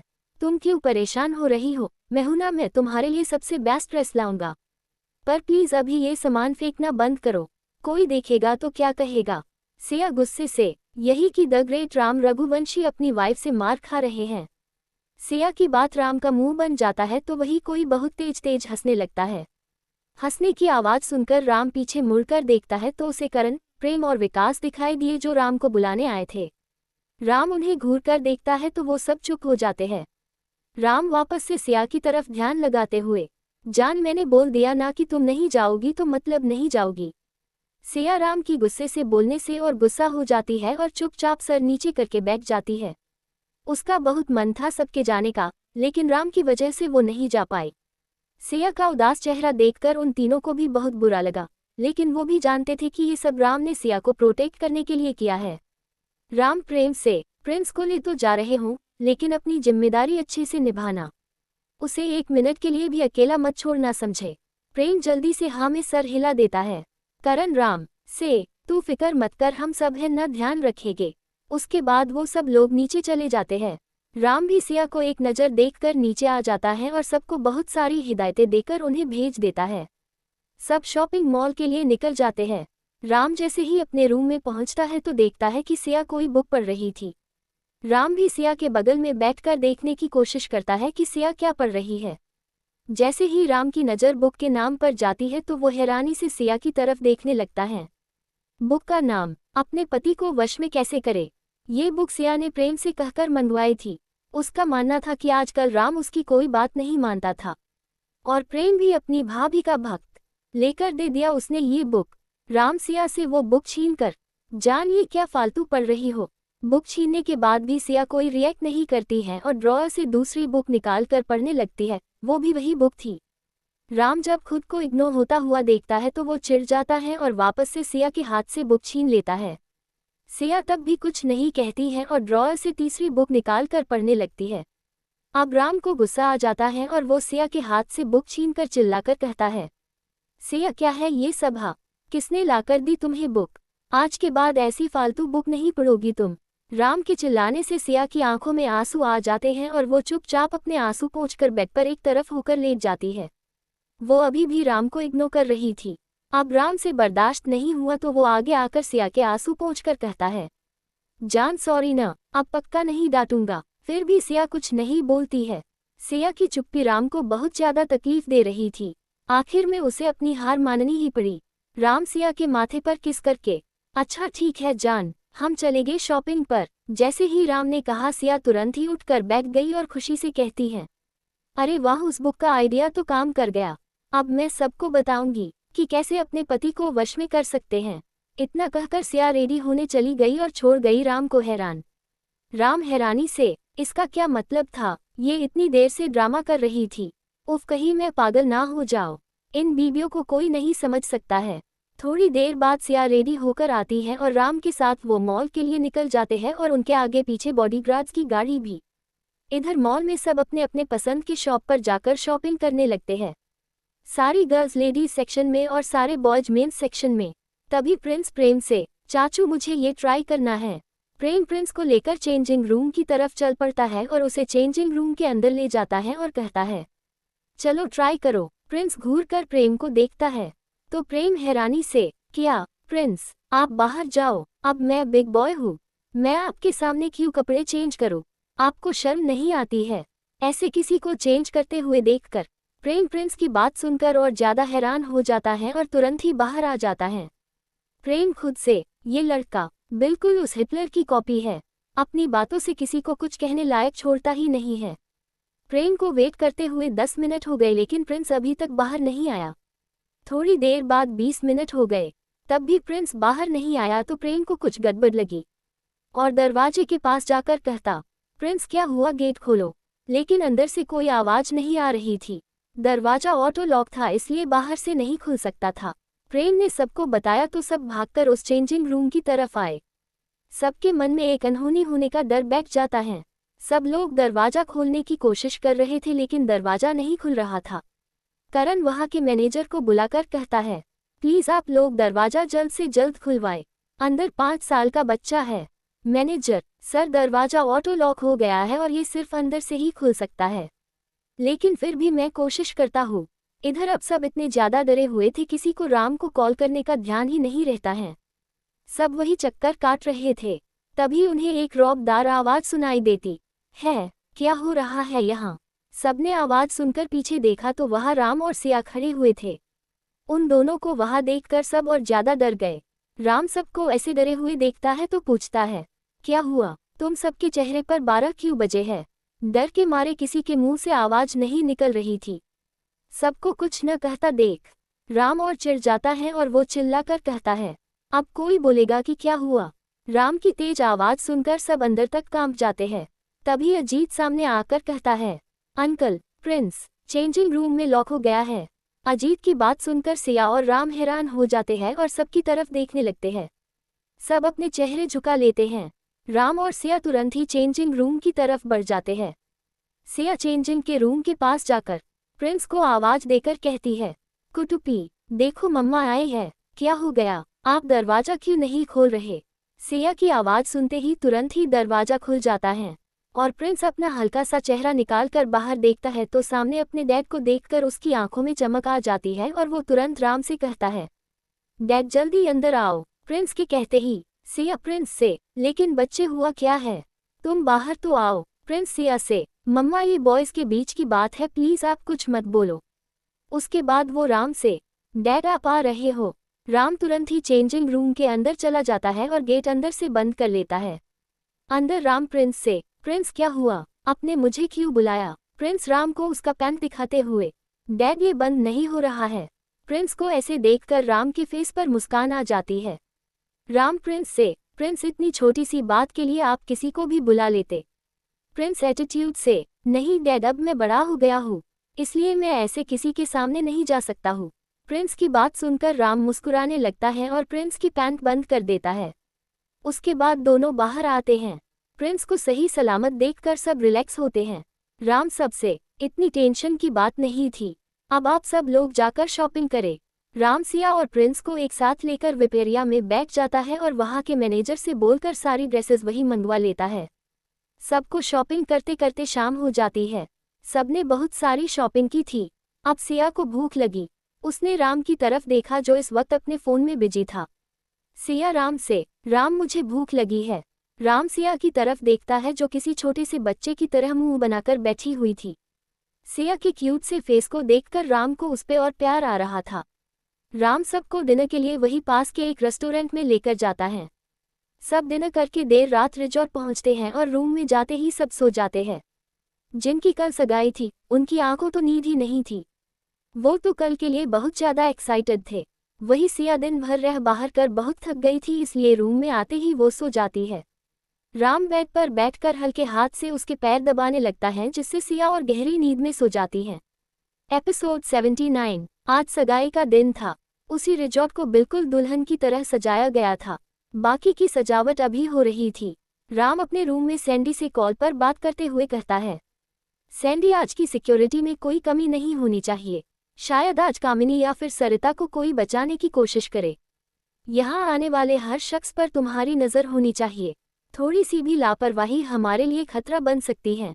सैंडी, बॉस आप बिल्कुल भी चिंता मत करो, मैं हूं ना, मैं सब संभाल लूंगा। राम जैसे ही कॉल कट करता है तभी विक्रांत का कॉल आ जाता है। विक्रांत राम से, राम तुमने जिस आदमी के लिए कहा था वो आ गया है। राम, ठीक है, मैं अभी नीचे आ रहा हूँ, तुम भी उसे लेकर मुझे नीचे ही मिलो। राम एक नज़र होती हुई सिया को देखता है और फिर वहां से बाहर निकल जाता है। राम जैसे ही नीचे आता है तो उसकी नज़र विक्रांत पर जाती है जो किसी के साथ खड़ा हुआ था। राम विक्रांत के पास पहुंचता है तो विक्रांत राम से उस आदमी को मिलवाते हुए कहता है, राम ये मोहन है और मोहन ये राम है, तुम्हें इन्हीं के लिए काम करना है। राम मोहन से, मोहन तुम्हें बस पूरी पार्टी में मेरी वाइफ सिया के ऊपर नज़र रखना है। 1 मिनट के लिए भी उससे नज़र नहीं हटाओगे, क्योंकि मुझे लगता है कि आज कुछ न कुछ जरूर होगा। मोहन तुम इस लाइन में कब से हो? राम ने पूछा, साहब मैं तो बचपन से ही हूँ, मैं हर तरह के गुंडे को जानता हूँ। एक दिन इन साहब ने विक्रांत की तरफ इशारा करके कहता है, मेरी जान बचाई तब से मैं इनके साथ काम करने लगा और आज आपने मुझे जेल से आज़ाद करवाया है तो अब से मैं आपके लिए काम करूंगा। मोहन ने राम से कहा, तो क्या तुम रावण को जानते हो? राम ने पूछा। रावण नाम सुनते ही मोहन दंग रह गया और थोड़ा घबरा गया। राम ने उसकी घबराहट भांप ली। राम ने उससे सीधे पूछा, देखो मोहन, तुम्हें जो पता है सब बता दो, इससे हमारी बहुत हेल्प होगी। मोहन ने एक गहरी सांस ली और कहा, साहब रावण बहुत ही ज्यादा खतरनाक आदमी है, जान लेना तो उसके लिए कोई बड़ी बात नहीं है। स्मगलिंग करता है, कई लोगों को मारकर आज वो सबसे ऊपर पहुंचा है। हम लोग तो उसके साथ कभी काम नहीं किए, जिन्हीं ने किया, अगर वो काम छोड़ना चाहते तो वो उन्हें जान से मार देता। वो अपने खिलाफ एक भी सबूत नहीं रहने देता था। बस साहब मुझे इतना ही पता है। राम ने मोहन के कंधे पर हाथ रखकर उसे थैंक्स कहा। उसके बाद मोहन चला गया। विक्रांत और राम भी अंदर आ गए। कुछ घंटों बाद, शाम का समय, सारी तैयारियां हो चुकी थी, सारे मेहमान भी आ चुके थे। अब बारी थी तो बस जिनकी सगाई थी उनके आने की। तभी राम सिया को लेकर आता है। राम और सिया, प्रिंस ने सेम ब्लैक कलर की ड्रेस पहनी हुई थी। जहां राम और प्रिंस ने एक जैसा ही 3 पीस सूट पहना हुआ था और सिया ने ब्लैक कलर की साड़ी पहनी हुई थी। तीनों परफेक्ट फैमिली लग रहे थे। तीनों नीचे आते हैं और सबसे मिलते हैं। सिया अनामिका और आदि को देखकर बहुत खुश थी। सारे घर वाले भी मुंबई से आ गए थे। अचानक ही सारी लाइट ऑफ हो गई। एक स्पॉट लाइट एंट्रेंस पर पड़ी जहां तीनों लड़के खड़े थे, रोहन, प्रेम और विकास। तीनों ही आज कमाल लग रहे थे। तभी एक स्पॉट लाइट ऊपर सीढ़ियों पर पड़ती है जहां तीनों गर्ल्स खड़ी हुई थी। तीनों बेहद सुंदर लग रही थी। रोहन और जया ने एक दूसरे से मैचिंग ब्लू कलर की ड्रेस पहनी हुई थी, तो वही प्रेम और नैना ने मैचिंग में रेड कलर की ड्रेस पहनी हुई थी और सुमन और विकास ने पिंक कलर की मैचिंग ड्रेस पहनी हुई थी। तभी सारी लाइट ऑन हो जाती है और म्यूजिक बजने लगता है। गर्ल्स डांस करते हुए नीचे आती है। ओ हो हो हो हो, ओ हो हो हो हो, ओ हो हो। सुमन, अजो लगदी मैं ता मिस इंडिया, करे टीम टीम तारों वाली बिंदिया, मेनू नॉन स्टॉप तक देने सारे, ओह वे माहिया। नैना, मेरे हाथ में है जो मेहंदी, बस नाम उसी का लेंदी, वो खोया कहाँ पे है ढूंढो जरा। ओह भाई, जिया, रिंग सेरेमनी अज रखवा के, बैंड बाजा अज पार्टी च बुला के, माही मेरा किथे रह गया, कार्ड शगना दे अज छपवा के, बैंड बाजा अज पार्टी च बुला के, माही मेरा किथे रह गया, रिंग सेरेमनी अज रखवा के। तीनों एक साथ, ओ हो हो हो हो, ओ हो हो हो हो, ओ हो हो। उसके बाद सॉन्ग चेंज होता है। तीनों लड़के फॉर्म में आते हुए अपनी अपनी वाली के साथ खड़े होकर डांस करते हुए, हो लो जी सारे सुनो सुनो, स्टार्ट हो लगया, तू भी दा ढोल दे नाल इश्क नॉन स्टॉप। प्रेम नैना के साथ, ये स्लो इट डाउन, हो एक तेरे संग यारा अख लड़ने लगी, अख लड़ लड़ के आगे बढ़ने लगी। विकास सुमन के साथ, एक तेरे संग यारा अख लड़ने लगी, अख लड़ लड़ के आगे बढ़ने लगी। रोहन जिया के साथ, हो तेरे दिल के इशारे ये तो पढ़ने लगी, अख लड़ लड़ के आगे बढ़ने लगी। प्रेम नैना के आगे पीछे होते हुए, हो मुंडा जिद पे अड़ा, हो तेरे पीछे पड़ा, हो मुंडा जिद पे अड़ा, हो तेरे पीछे पड़ा, मेरे नाल कर ले जरा। तीनों लड़के एक साथ। दिल देना, दिल लेना, दिल देना, दिल लेना। है सौदा, है सौदा। तीनों लड़कियां एक साथ। है सौदा खरा खरा, है सौदा खरा खरा, है सौदा खरा खरा, है सौदा खरा खरा। Oh my God. तीनों लड़कियां तीनों लड़कों के आगे पीछे जाकर कर। तुझे लगता खराब, मुझे लगता बुरा। सौदा इश्क़े दा जो है तेरा एवे सेट तू ना हो। परे हट, लेट मी गो। स्पॉइल कर ना तू मूड मेरा तीनों लड़के अपनी अपनी वाली के साथ। हो दिल को तूने छुआ, हो जद सेंटी हुआ, हो दिल को तूने छुआ, हो जद सेंटी हुआ। मेरे नाल कर ले जरा, सारे एक साथ। दिल देना, दिल लेना, दिल देना, दिल लेना। है सौदा, है सौदा। सारे एक साथ। है सौदा खरा खरा, है सौदा खरा खरा, है सौदा खरा खरा, है सौदा खरा खरा। उसके बाद सभी को स्टेज पर ले जाया जाता है। पहले विकास और सुमन की सगाई होनी थी। सुमन और विकास एक दूसरे के सामने खड़े थे। जहां सुमन शर्म के मारे सर झुकाकर खड़ी थी, वहीं विकास प्यार से उसे ही देखे जा रहा था। राम ने विकास को अंगूठी दी तो विकास ने सुमन का हाथ पकड़कर उसे अंगूठी पहना दी। सबने तालियां बजाईं। अब सुमन की बारी थी तो मिसेज खन्ना ने सुमन को अंगूठी पकड़ाई तो उसने भी विकास को पहनाई। एक बार फिर तालियों की आवाज पूरे हॉल में गूंजी। सुमन और विकास ने फिर एक दूसरे को मिठाई खिलाई। उसी बाद दोनों ने सबका आशीर्वाद लिया और एक साइड में खड़े हो गए। अब बारी नैना और प्रेम की थी। दोनों स्टेज पर आए। जहां नैना प्रेम को देखे जा रही थी, वहीं प्रेम शर्म और घबराहट से नजरें झुकाए खड़ा हुआ था। उसने आसपास देखा तो उसे सिया अपने पास ही दिखाई दी। सिया को देखते ही प्रेम की घबराहट दूर हो गई। अब उसके फेस पर न जाने वाली मुस्कान, कीमती मुस्कान आ गई। सिया ने प्रेम की तरफ अंगूठी बढ़ाई तो प्रेम सिया से रिंग लेकर नैना के हाथ में पहना देता है। नैना की मां नैना को रिंग देती है तो वो प्रेम को पहना देती है। उसके बाद अरे हॉल में तालियों की आवाज गूंज उठी। दोनों ने एक दूसरे को मिठाई खिलाई और फिर सबका आशीर्वाद लिया। अब रोहन और जया की बारी थी। दोनों स्टेज पर आए और एक साथ खड़े हो गए, लेकिन दोनों को किसी ने रिंग नहीं दी। जब उन्हें किसी ने रिंग नहीं दी तो दोनों के चेहरे उतर गए और उन्हें देखकर लग रहा था कि अब ये दोनों बस रो ही देंगे। उन दोनों के चेहरे देखकर सब हंसने लगे। फिर विक्रांत ने जया को रिंग दी। जया ने जल्दी से रोहन का हाथ पकड़कर उसे रिंग पहना दी। जया की जल्दीबाजी देखकर एक बार फिर सब हंस पड़े। रोहन अपनी मां की तरफ देखने लगा तो उन्होंने भी उसे रिंग दे दी। रोहन ने भी झट से जया को रिंग पहना दी। दोनों ने एक दूसरे को मिठाई खिलाए। उसके बाद दोनों ने सबका आशीर्वाद लिया। उसके बाद करण स्टेज पर जाकर, हेलो दोस्तों, आज हमारी इस प्यारी सी जोड़ियों के लिए आप सबकी तरफ एक बार जोरदार तालियां हो जाए। करण की बात पर एक फिर तेज तालियों की आवाज सुनाई देती है। करण आगे कहते हुए, तो क्यों ना अब हमारी जोड़ियां का रोमांटिक डांस हो जाए, क्या कहते हैं आप सब? सब एक साथ चिल्लाए, हाँ करण, तो फिर स्वागत कीजिए हमारी जोड़ियां का। सारी लाइट ऑफ हो जाती है। तभी एक स्पॉटलाइट स्टेज के बीच पर पड़ती है और हल्का हल्का सा म्यूजिक सुनाई देता है। Dot dot dot dot dot dot dot. Suman और विकास एक साथ डांस करते हुए, तेरे करीब आ रहा हूँ, खुद से मैं दूर जा रहा हूँ, ये बेवजह तो नहीं है, तू जो मिला। प्रेम और नैना एक साथ डांस करते हुए, धीरे धीरे से तेरा हुआ, हौले हौले से तेरा हुआ, रफ्ता रफ्ता तेरा हुआ, तेरे बिन मैं हूँ बेनिशां। रोहन और जया एक साथ डांस करते हुए, धीरे धीरे से तेरा हुआ, हौले हौले से तेरा हुआ, रफ्ता रफ्ता तेरा हुआ, तेरे बिन मैं हूँ बेनिशां। विकास सुमन को अपनी बाहों में लिए, डॉट डॉट डॉट, समझो जरा समझो इशारा, तेरा हूँ मैं सारा का सारा, जैसे मुझे तुमसे हुआ है, ये प्यार ना होगा दोबारा। प्रेम नैना की कमर को पकड़कर अपने से सटाते हुए, दिल में तेरी जो जगह है, उसकी कोई तो वजह है, ये बेवजह तो नहीं है, तू जो मिला। रोहन और जया एक दूसरे में खोए हुए, डॉट डॉट डॉट, धीरे धीरे से तेरा हुआ, हौले हौले से तेरा हुआ, रफ्ता रफ्ता तेरा हुआ, तेरे बिन मैं हूँ बेनिशां। सब एक साथ, धीरे धीरे, धीरे धीरे से, सब एक साथ, धीरे धीरे से तेरा हुआ, हौले हौले से तेरा हुआ। उसके बाद सारी लाइट ऑन हो जाती है और तालियों की आवाज सुनाई देती है।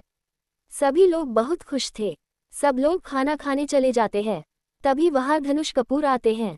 राम और सिया उन्हें ग्रीट करते हैं और सबसे मिलवाते हैं।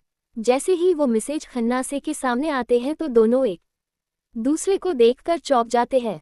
दोनों में से कोई भी कुछ नहीं बोल रहा था, बस एक दूसरे को देखे जा रहे थे। राम ने माहौल को समझते हुए पार्टी खत्म कर दी और सब लोग खाना खाकर चले गए। अब बस वहाँ फैमिली मेंबर ही रह गए थे। इधर दूसरी तरफ एक शख्स एक हाथ में फोटो लिए हुए कहता है, आ रहा हूँ तुम्हारी जिंदगी में तबाही बनने फिर से। पहले तुम्हारी माँ को तुमसे छीना था, अब तुम्हारे परिवार को छीन लूंगा। तुम फिर से अकेले रह जाओगी, तब जाकर मुझे सुकून मिलेगा। वो उस फोटो को देखते हुए शराब पर शराब पिए जा रहा था। एपिसोड 80। अब सब लोग एक साथ वही हॉल में बैठ गए। राम सिया को खाना खिला रहा था क्योंकि उसे दवाई भी लेनी थी। इधर धनुष और मिसेज खन्ना उर्फ अनीता जी दोनों आमने सामने बैठे हुए थे। आखिर सच क्या है और इन दोनों के बीच कैसा रिश्ता है, सब जानना चाहते थे। सिया भी खाना खाकर और दवाई लेकर राम से, राम चलिए न, हम लोग भी वहां चलते हैं। मुझे भी जानना है कि आखिर ये दोनों लोग एक दूसरे को कैसे जानते हैं। राम सिया की तरफ हाँ में सर हिलाकर उसे उन सब के पास लाकर एक चेयर पर बैठा देता है। सिया को देखते ही अनीता जी भावुक हो जाती है, लेकिन फिर खुद को संभाल कर गुस्से से धनुष जी को देखने लगती है। धनुष जी से अनीता जी कहती हैं, अब आप यहाँ क्या लेने आए हैं? सब कुछ तो बर्बाद कर दिया है, अब क्या रह गया है जो आप लेने आए हैं? धनुष जी सिर्फ एक शब्द बोलते हैं, आरती। आरती का नाम सुनकर सब हैरान हो जाते हैं तो सिया भी हैरानी से धनुष जी की तरफ देखने लगती है। अनीता जी गुस्से से उन्हें देखने लगती है। धनुष जी बिल्कुल शांत भाव से उन्हें देख रहे थे। अनीता जी कहती हैं, वो अब इस दुनिया में नहीं है, उसे मरे हुए 23 साल हो गए हैं।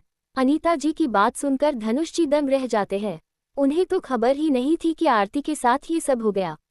वो उसे बहुत पहले ही छोड़कर जा चुकी है। धनुष जी, और राघवेंद्र, उसका क्या हुआ? वो कहाँ है? अनीता जी व्यंग में मुस्कुराते हुए, ये तुम पूछ रहे हो जिसने ही सब कुछ बर्बाद कर दिया? क्यों धोखा दिया उसे? क्यों छोड़कर गए थे? तुम्हारे जाने के बाद कितना टूट चुकी थी वो, क्या हालत हो गई थी उसकी। राघवेंद्र ने उससे बदला लिया था क्योंकि उसने उसके बजाय तुम्हें चुना था।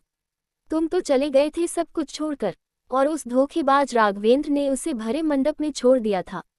तब जाकर विजय अग्रवाल ने आरती का हाथ थामा, लेकिन वो भी धोखेबाज ही निकला। आरती की प्रॉपर्टी पर बुरी नज़र थी उसकी। आरती को मार दिया उसने और उसकी बच्ची की जिंदगी बर्बाद कर दी। अब जब सब कुछ ठीक चल रहा है तो फिर तुम वापस आकर सब कुछ बर्बाद करना चाहते हो। आखिर क्यों नहीं दिया तुमने उसका साथ? क्यों उसके बदले तुमने अपने करियर को चुना? तुम्हारे जाने के बाद तिल तिल मरी है वो। इतना कहकर अनीता जी फूट फूट कर रोने लगी। मिस्टर खन्ना ने उन्हें संभालने लगे। वही धनुष जी के पास कोई शब्द ही नहीं थे कहने को। उन्होंने अपने घरवालों की वजह से आरती को छोड़ा था क्योंकि उनके घरवालों ने उनकी शादी फिक्स कर दी थी। तभी अचानक अनीता जी खड़ी हुई और उन्होंने धनुष जी का हाथ पकड़कर उठा दिया और उन्हें दरवाजे की तरफ ले जाते हुए कहने लगी, अब कोई जरूरत नहीं है तुम्हारी यहाँ, चुपचाप चले जाओ यहाँ से। मैं दोबारा अपनी बच्ची की जिंदगी बर्बाद होते हुए नहीं देख सकती हूँ। अनीता जी की इस हरकत से सब हैरानी से खड़े हो गए और अनीता जी को रोकने की कोशिश करने लगे। जैसे ही अनीता जी ने धनुष जी को धक्का देकर दरवाजे से बाहर किया, वैसे ही दो लोगों ने आकर उन्हें संभाल लिया। एक की उम्र 50 साल होगी तो दूसरी की 26 साल। दोनों ने धनुष जी को सही से खड़ा किया और सामने देखने लगे। तभी वो औरत ऋतु ने आगे बढ़कर कहा, मैं जानती हूँ कि आप बहुत नाराज इनसे, लेकिन एक बार इनकी बात सुन लीजिए। अनीता जी वैसे ही गुस्से से, अब क्यों बात सुनूं इसकी?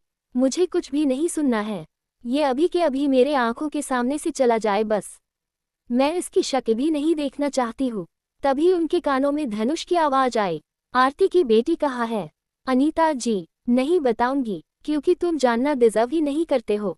धनुष जी अनीता जी के सामने हाथ जोड़कर कहते हैं, बस एक बार मुझे उससे मिला दो, मैं उसे देखना चाहता हूँ प्लीज। मैं मजबूर था उस समय। धनुष जी बहुत ज्यादा हताश हो जाते हैं। उनकी आंखों से भी आंसू बह रहे थे। इधर सिया की भी आंखों से आंसू बह रहे थे। आज उसे इतना कुछ पता चला था, लेकिन ये तो आधा सच था। जब पूरा सच उसके सामने आएगा तो क्या हालत होगी, ये सोच सोचकर राम परेशान हो रहा था। मिस्टर खन्ना अनीता जी से, अनीता एक बार उनकी बात तो सुन लो, आखिर वो कहना क्या चाहते हैं। अनीता जी कुछ नहीं कहती हैं और चुपचाप एक चेयर पर बैठ जाती है। ऋतु जी धनुष जी का हाथ पकड़कर अंदर लाती है और कहती है, उस समय धनुष जी को उनके पेरेंट्स के दबाव था, लेकिन धनुष जी ने साफ साफ इनकार कर दिया था कि आरती जी के अलावा कभी किसी से शादी नहीं करेंगे।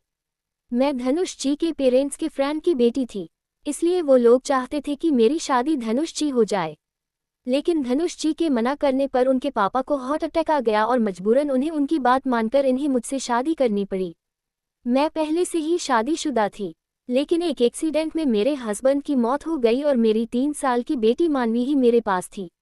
अंकल आंटी मुझे बहुत पसंद करते थे, इसलिए उन्होंने मेरी शादी इनसे करवा दी।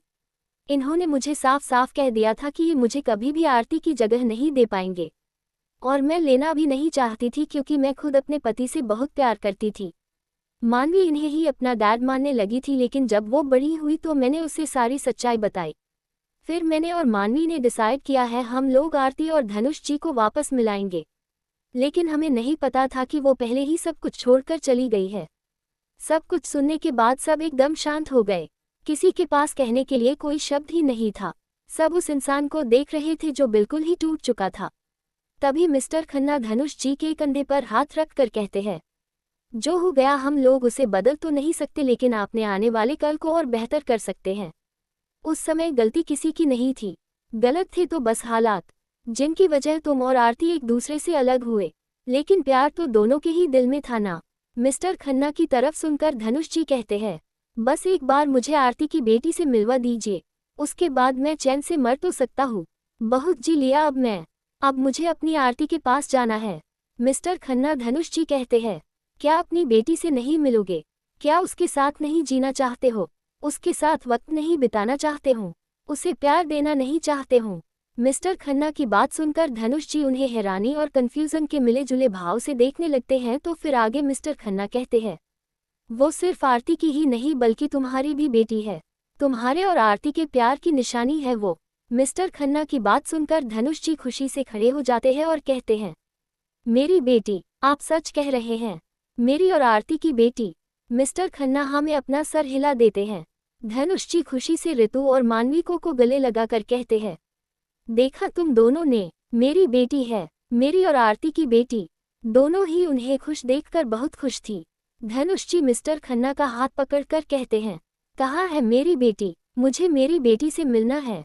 वो उनके सामने हाथ जोड़कर खड़े हो जाते हैं। तभी मिस्टर खन्ना उन्हें सिया की तरफ इशारा करते हैं। धनुष जी सिया की तरफ हैरानी से देखने लगते हैं और फिर कंफर्म करने के लिए वापस से मिस्टर खन्ना की तरफ देखते हैं तो वो अपनी पलकें झपका कर हाँ कहते हैं।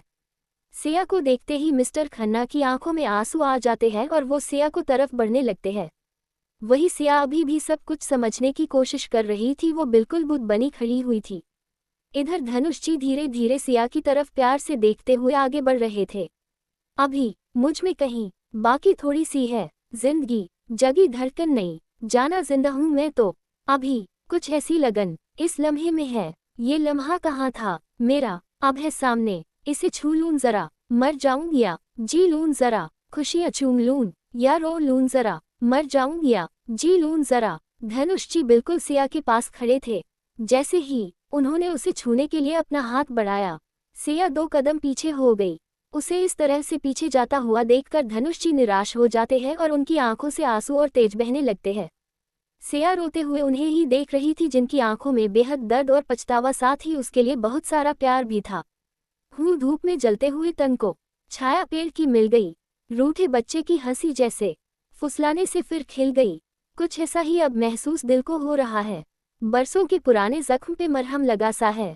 कुछ ऐसा रहम इस लम्हे में है। ये लम्हा कहाँ था मेरा, अब है सामने, इसे छू लूं जरा, मर जाऊं या जी लूं जरा, खुशियाँ चूम लूं या रो लूं जरा, मर जाऊं या जी लूं जरा। तभी सिया के कंधे पर कोई हाथ रखता है। सिया पीछे मुड़कर देखती है तो उसे अनीता जी नजर आती हैं। वो उसे धनुष जी के पास जाने का इशारा करती है। सिया झट से आगे बढ़कर उनके गले लग जाती है। धनुष जी भी सिया को गले लगा लेते हैं। दोनों इस समय बहुत रो रहे थे। एक बेटी को उसका बाप मिल गया था तो वही बाप को उसकी बेटी मिल गई थी। दोनों की खुशी ही अलग थी।